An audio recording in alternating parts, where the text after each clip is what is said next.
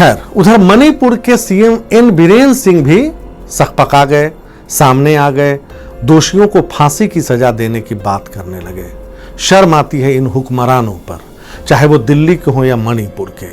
और वीरेंद्र सिंह तो ड्रामेबाजी के लिए जाने जाते हैं। याद है 30 जून का वो दिन जब उन्होंने इस्तीफा लिखा था और अपने घर पर उनके कथित महिला समर्थक आए थे, वो भावुक हो जाते हैं और उनके इस्तीफे को के टुकड़े टुकड़े कर देते हैं। ये सीएम आखिर खूब माने किससे डिमांड कर रहे हो कि फांसी की सजा हो? पहले तो देखिए उनका जो आप स्क्रीन पे कैसे वो ड्रामेबाजी इस्तीफे वाली।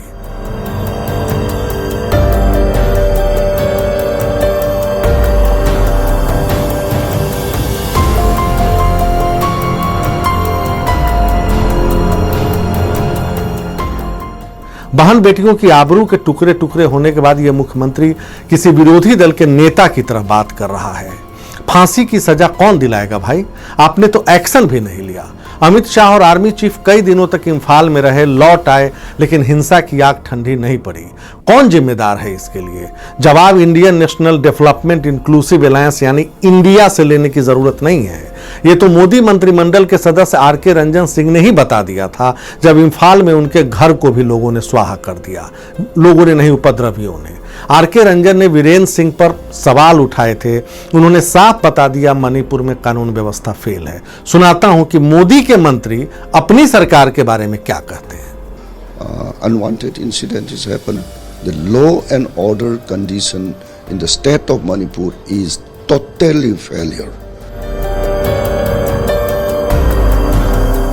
खैर, अब सवाल प्रधान सेवक पर भी उठेंगे।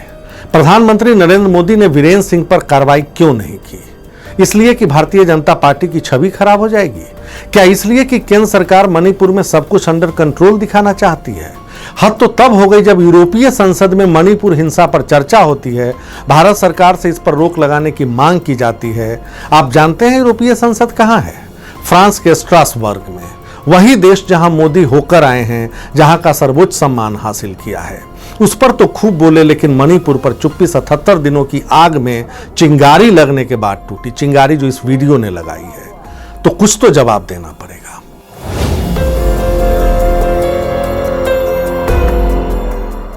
वीरेंद्र सिंह को हटाते क्यों नहीं?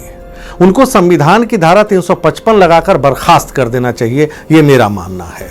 हद तो तब हो गई जब मतलब हिंसा के 10 दिनों बाद वीरेंद्र सिंह की पार्टी के ही एक विधायक और पुलिस डिपार्टमेंट के एक बड़े अफसर ने बताया कि धारा 355 लग चुका है। अरे भाई, केंद्र सरकार ने तो कोई अधिसूचना जारी नहीं की, वो कोई चूक थी।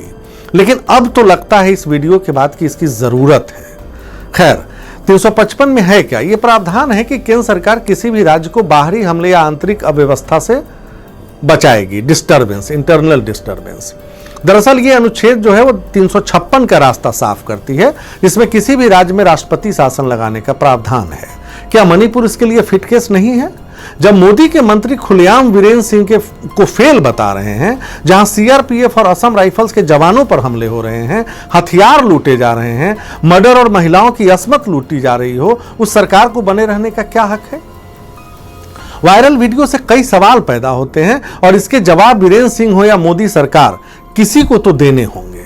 और इसमें आपको मैं आगे बताऊंगा कि ये सिर्फ एक रिजर्वेशन वाली बात नहीं है। पहले तो कुछ सवाल। घटना जो है वो थाउबल जिले में, थाउबल बोलते हैं, 4 मई को हुई। 18 मई को 0 FIR कांगपोकपी जिले में दर्ज हुई और सरकार सोती रही। क्या हम वीडियो बाहर आने का इंतजार कर रहे थे? और वीडियो आते ही एक को पकड़ भी लिया गया है, जो हेडलाइन बन रही है। ये क्या आंख में धूल झोंकने जैसा नहीं है? आपने भीड़ देखी नहीं है क्या? उसके पीछे दरिंदों की भीड़ एक ही था क्या वहां? दूसरा, गांव में हुए हमले में 5 लोगों का परिवार जान बचाकर जंगल में छिपता है। पुलिस उन्हें बचा लेती है और भीड़ उनसे छुड़ा लेती है, पुलिस से छीन लेती है। 2 पुरुषों को मार डालती है, 3 महिलाओं को नग्न परेड कराती है, एक के साथ ब्रूटल गैंगरेप होता है, पुलिस चुप रह जाती है। उसी समय राज्य सरकार ने केंद्र से मदद क्यों नहीं मांगी? इसको दबाया क्यों? तीसरा सवाल, 800 से 1000 की भीड़ हथियारों के साथ गांव में घुसती है।